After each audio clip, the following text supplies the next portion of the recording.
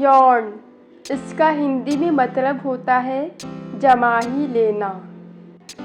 Snore, इसका हिंदी में मतलब होता है घराटे लेना। Here is one test for you. डकार लेने को इंग्लिश में क्या कहते हैं?